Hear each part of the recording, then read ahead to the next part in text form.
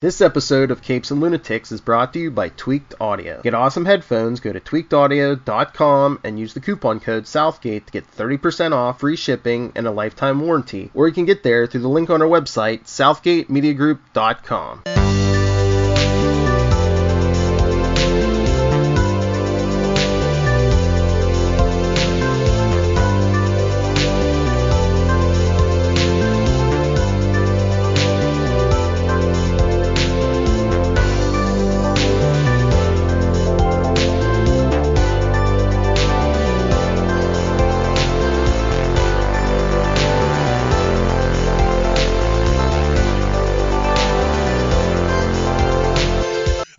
Me hearties, and welcome once again to Full Stream Ahead.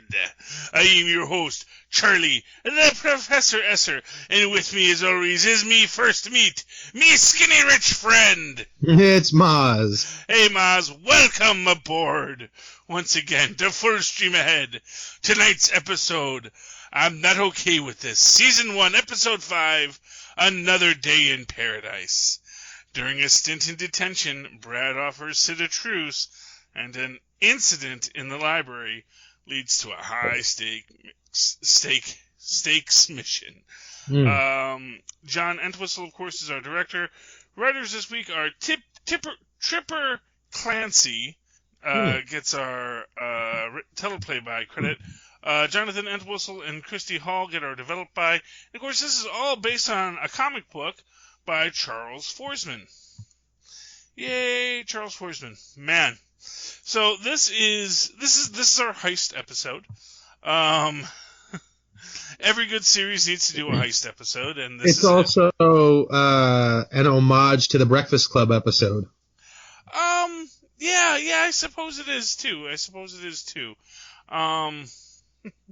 It's a lot of things. It's a lot of fun. It totally drove home the Sid is Molly Ringwald theme, you know?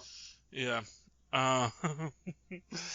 Well, I mean, there's a lot of people in this and a lot of things in this. So the long and short of it is, our good friend Sid and, to be specific, Dinah, is, of course, working on her. They're taking a test. We open up in classic high school scene. They're taking a test. Our Brad, of course, has not studied. He's a bit of a douche. Just every time you think he's going to be almost redeemable, he's a little bit less so. And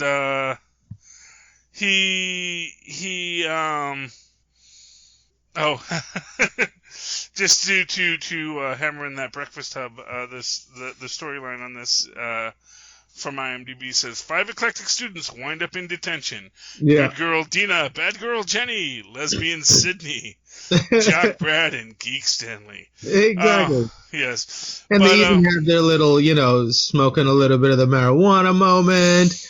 Yes. They psych out the principal for the heist. It's fun. Yeah, but what's interesting in this is that they do have this, basically you have everyone sort of like with these unrequited feelings that kind of underpin the entire series and this entire scene, because of course Dina is letting Brad cheat off of her because, that's her boyfriend. And then when both Dina and Brad get caught, then Sid stands up for Dina and she gets it. And then, of course, Stanley just like, well, I'll stand up too, which is of course, its own bit of delightfulness. My favorite thing about that was as soon as he gets up and, tries to get detention himself, the look on Sid's face is very interesting. She's a little perplexed, but at the same time, at the corner of her mouth, there's a tiny little bit of a smile. I thought it was adorable. Yeah, but I also just felt like, everyone is looking at him like, why are you getting in on this? He tried his best, man. I know. Every so often we are reaching for something that we do know it's not there at this point. And that's the thing. Is like he knows it's not there. He knows he's just digging his own holes in this, but he just I know, but he doesn't want to get left behind. He's a poet at heart. That's how he lives life. Mm-hmm. Yeah, and I think that it's in line with that. The loftiest of aspirations being the only ones that are worthwhile. Mm-hmm. Yeah, and he definitely. Well, I will say he definitely sees himself as worthwhile. And her as worthwhile. Well, yeah, and even beyond, there is that that relationship quality to it, but there is something a little deeper, I think, in it as well, which is that it is a friendship and camaraderie that goes beyond simply that, I just want to know that, I want you to know you're not alone. I know we're having a hard time right now. I know that I screwed up, but I just want you to know you're not alone. And that, these are these moments that give Stan his humanity and his arc in a very, very nice way. As ham-handed as it is. But then again, it is no more ham-handed than when Sid stands up and throws a tantrum about Dina getting detention for letting Brad cheat off of her. Right. So that they're all just kids trying to figure it out, Yeah. And, they get their detention.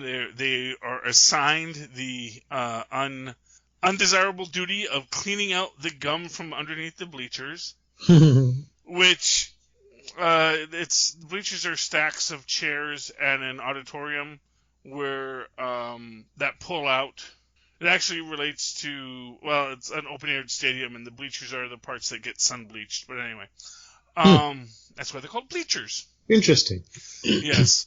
But, so although, there's an interesting point in this as well, which is, as Stan points out, this is kind of a social experiment, that they're not even going to check, which is logical because clearly if they're assigning kids to do this every week, and if kids did this, there would be no gum underneath the bleachers for them to clean. So it would be like a second. So like it's like you're not going to ever catch up.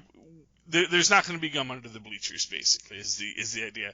And not for nothing, our friend Carl, I believe, our janitor, that's actually probably part of his job, is he cleans the gum off the bleachers too. Right. So in this, Brad does seek to make a truce with Sid, and this is one of these moments where Brad almost seems likable. He goes right up to that edge of likable, where he's like, look, Dina means a lot to me, you mean a lot to Dina, and I really want, let's have a truce. And that would be fine if it was truly a truce, but we also see that it is somewhat self-serving when our bad girl, the girl who just got out of rehab, because she's all better now, I don't remember her name, Jenny, Sophia Tatum, essentially, it's revealed that she and Brad hooked up at the party. That after Brad threw a tantrum and walked away from Dina, he immediately ran to, the school fun girl and had fun. Which, for what it's worth, she seems to delight in the chaos that it causes. But prior to this, we have what leads to our heist here, which is that Sid is in the library. Sid is feeling the presence about her, and then everything in the library just explodes. Just all the bookshelves get knocked down. And what's weird about this is I get the feeling there's a part where Sid says she doesn't feel like she's the one that did it. Did you recall that? No, I think what she said was that when the lights were initially flickering, that it wasn't her doing it. Yeah. Right. But then when she's in the midst of the bookshelves, she gets really scared, and I think that's what sets off the explosion. Yes. And so they realize they need to get the video flash drive, because that's got evidence of her blowing stuff up. Or someone. Yeah, or someone, or them. But I think mostly she's thinking about, what it's gonna look like that she's in the library when everything just falls over. Right. No. I was just saying that's how she explained it to Dina. Yeah. Well, I mean, what she explains to Dina was that she and Stan were in flagrante delicto. Well, that was the joke. She was blowing something up or someone. Yes. Oh, I see. Yes. They did the 69. That's it. That one goes out to Lilith Hellfire. No, actually, and Stan does even say that, which exactly. Which is that very, we totally did the thing, I'll explain it later, Tristan. Yes. Well, I'm very open with my kids. I always explain when they ask a question. Just it's not awesome. Not an appropriate conversation right now in the middle of the podcast. Okay. So anyway, I love how diabolical they made Jenny too. Oh yeah, well, and I wonder, like, with her conversation about F, marry, kill, if she understood the dynamics of what was happening between all of them, because the way she makes a very pointed remark to Dina about, oh, would you marry Sid? And then, the way she comes up and asks about Stan and Dina seemed really pointed towards getting a reaction out of Sid. And I wonder if she knew that Dina liked Sid. Oh, you think Dina likes Sid? No, that Sid liked Dina. Sorry. I mean Sid. I'm sorry, I'm thinking Stan. No. Yes. No, she definitely. I'm getting my Sid and my Stan mixed up there. Yes. Yeah. No. I mean, I think that she's essentially playing the odds on this. Because basically, for what it's worth, it is this idea of, oh yeah, as we know, there is a school gossip tree and all this kind of stuff, and she's like the old timer in the detention, where she's there every week, and these are 3 new kids in detention, and she knows they all got sent to detention as a group. She knows probably that basically the 2 that are a couple were caught cheating, and then these other 2 members just decided to jump into the fray. So yeah, I totally think she's in that mindset and is looking at it from that perspective of, oh, let me see if I can mess with these kids. Yeah. Which is in keeping with her character. Is in keeping with her character, definitely.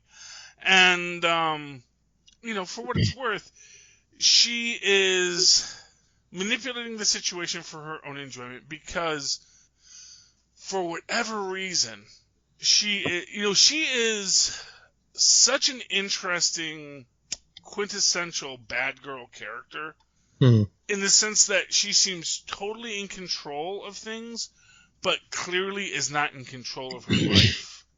Right. If you know what I mean? Because it's like, okay, look, you're in detention all the time. You're going into rehab. You probably have substance abuse issues as well as, immediate gratification issues. Basically, she's with, it's like, is she with Brad for herself or just to cause more chaos? Is she just someone who so much wants chaos in the world that she'll do all sorts of things that are, in essence, designed to cause the chaos? Yeah, I don't know if it's so much wanting chaos is as much as wanting everybody else to be as miserable as she is. I think she's just unhappy with herself, doesn't like who she is, and wants everybody else to feel as poorly about themselves as she does about herself. Yeah. That's my opinion on Jenny. Yeah, I think that's a pretty astute analysis.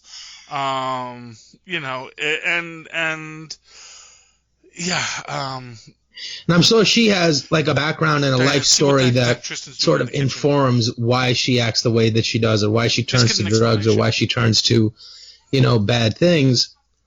Just like, we saw Stan has, the abusive father or whatever. I'm sure there's a story and an explanation to all that as well. But I think that's what it is. It's just she's hurt and wants other people to hurt and to commiserate with her. Yeah. Or unknowingly, obviously. Yeah. You can't be like a party to it or like part of it because she wants to be on the outside looking in because it's safer.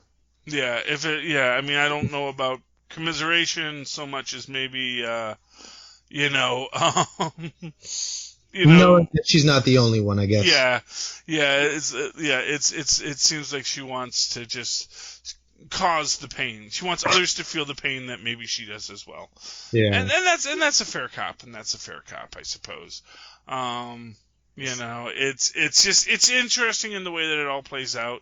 I love the fact that when Sid walks into the bathroom and or the locker room or whatever it is, and she sees Sid and then decides to really make a pointed statement that would carry all the way to Sid and make her understand what happened. Yeah.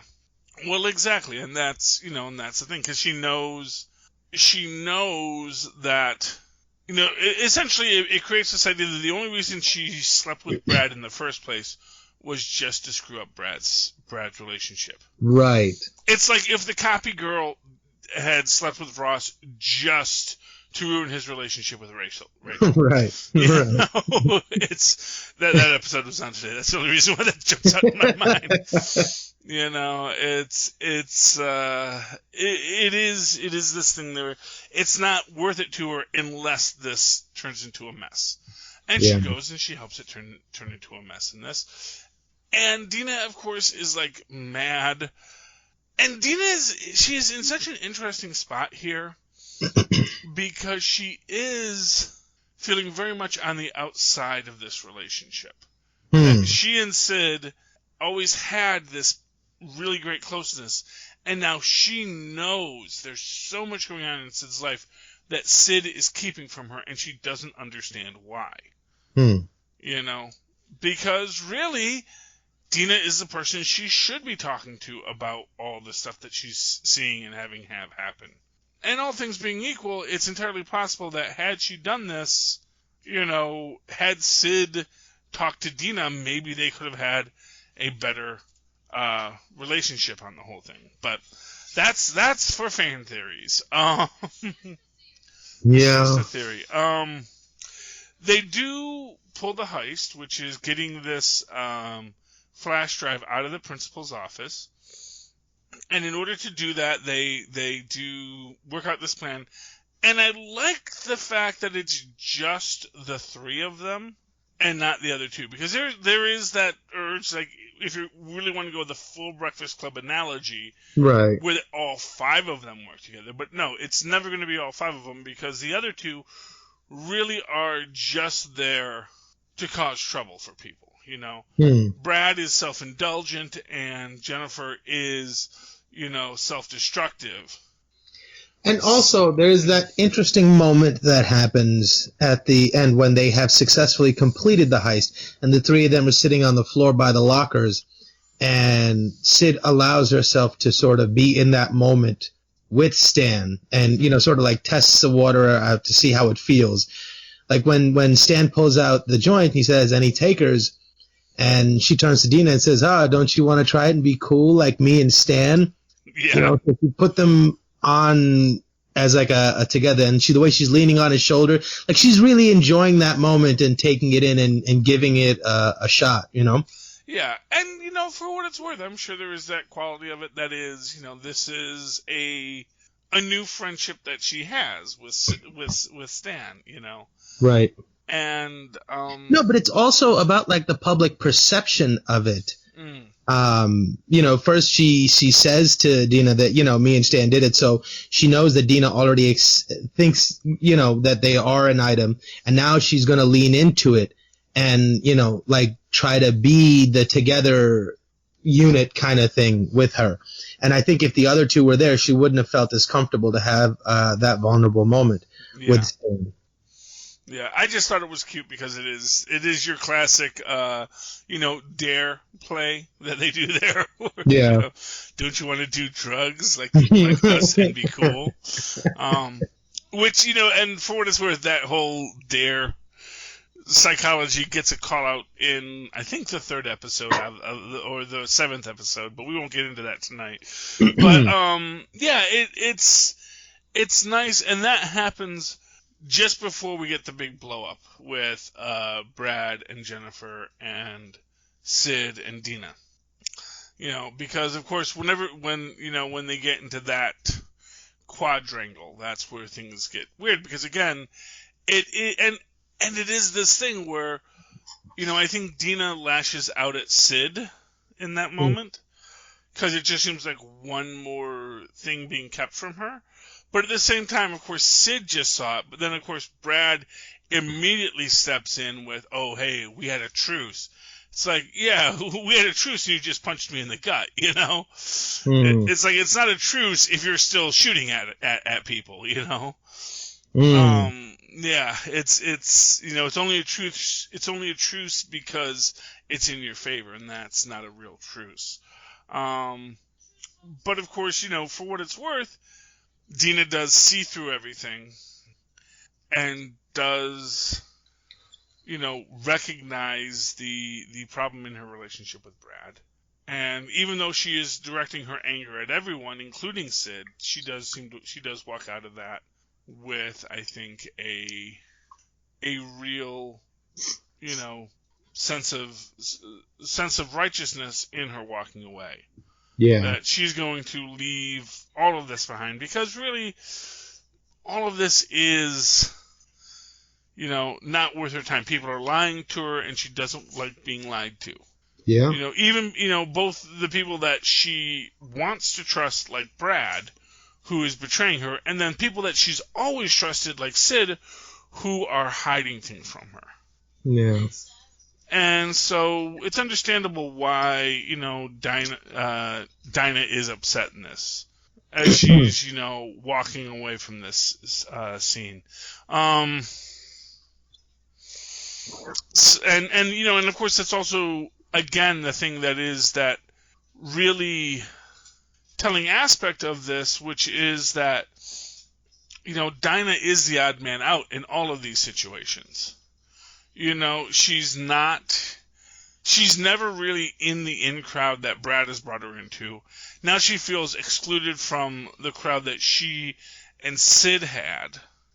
And she feels like all of these people on these two sides are excluding her and manipulating her, and she feels very used. And I really understand that kind of pain that Dina's going through in this, because it is, these people are pushing her, to the side for their own advantage. And I can see why she is taking all the negativity from it, because she's not trying to be mean to anyone.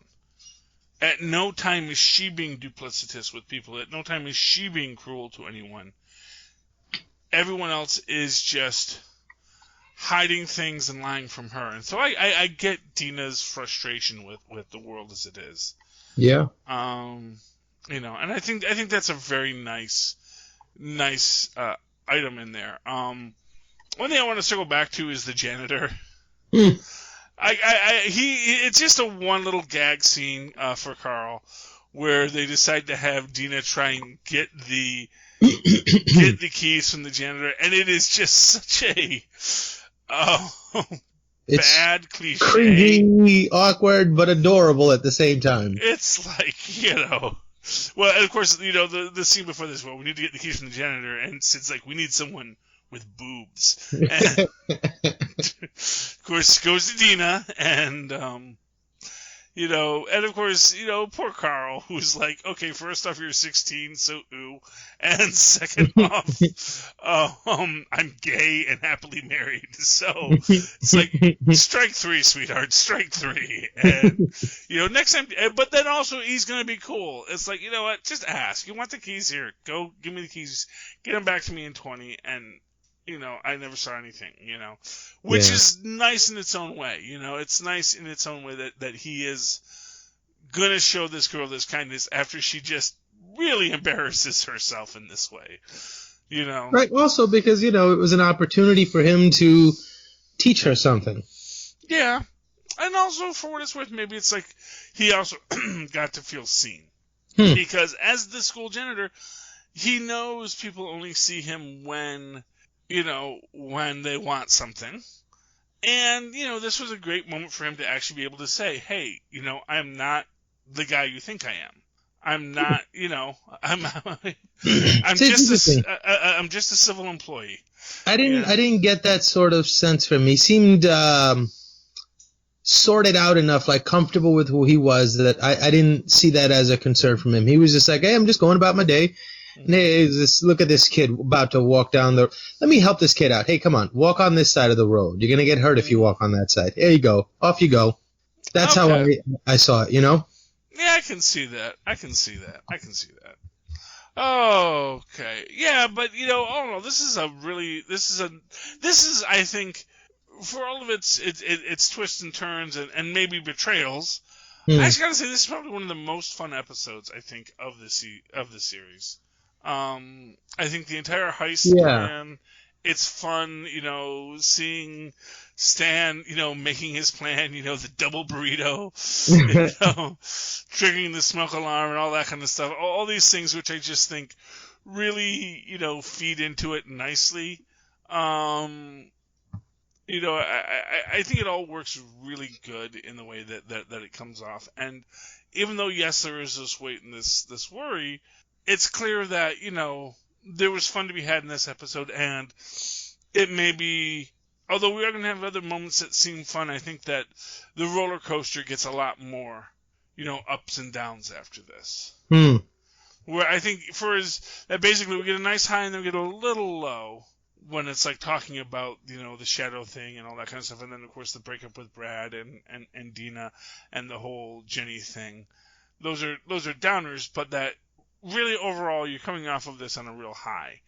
But I think after this, it's going to be like every time you get high, you're going to get twice as low afterwards. So, but we'll see that when we talk about that a bit more next week. Do you have any final thoughts on tonight's episode, Mozz? One thing I found kind of interesting, like the episode opens up with Brad sort of whispering to Dina to, hey, come here, because he's trying to do something self-serving at her expense.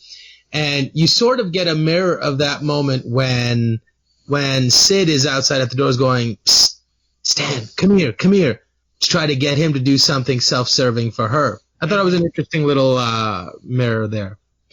That kind of escaped me. But yeah, you're right. It is, and again, it comes down to an interesting dynamic that we get with all of these, where, there are people that we have in our lives that maybe are not, I don't want to say aren't important to us, but aren't our reason for being. And so for Sid, Dina's her reason for being. Stan is this person that she knows has feelings for her. And, for what it's worth, Stan still doesn't know that Sid kissed Dina at the party. Right. She just knows that she kissed someone. So he doesn't know that, it's not me at all. It's, so he may still be operating from the idea that, maybe, for whoever it was that she did kiss, maybe I can get back in there and kiss her again, Yeah. So there's a whole thing there. And so, get that idea that, in both these cases, these people, Sid and Brad, are just kind of reaching out to these people that have a skill they need to get them through to the next level. So, brilliant observation, Mozzie. Brilliant. Okay, so, anyway, in the meantime, Mozz, if people would like to talk to you about things and stuff, about love triangles and quadrangles, how can they find you? Because those are the most fun. I think via email at mozzmanzor@gmail.com or find me on Facebook under Mozz Manzor. That's MOZZMANZOOR. And, while you're out there in this world listening to this podcast, you may want to go out there and support our sponsors, Pod Life, the book, Hunter Killer, Beats Audio. Scroll down onto our show notes, find the Amazon link, click on that, give a nickel to Rob Southgate, and he might even give 3 cents to Phil Perich at the end of this. If you do so, we would appreciate it. And then write me about it. What did you buy? Tell me. Give me a review of Beats Audio. I'd love to hear. At superconnectivityblog@gmail.com. That's my email address, superconnectivityblog, all one word, @gmail.com. Of course, follow me on Twitter because Agents of S.H.I.E.L.D. is coming back, and I will be live tweeting it. And me and Mozz are going to be talking about that over on the Enough Said feed at Charlie Esser. That's CharlieEsser. Look for the 2 E's in the middle for quality, as Tristan just said. Thank you, Mozz. Okay, yes. Anyway, oh, me hearties, we have circumnavigated another episode of I Am Not Okay With This. Please come aboard next week as we do the penultimate episode. Take a drink of I'm Not Okay With This. Like father, like daughter, once again, on full stream ahead. Arrgh.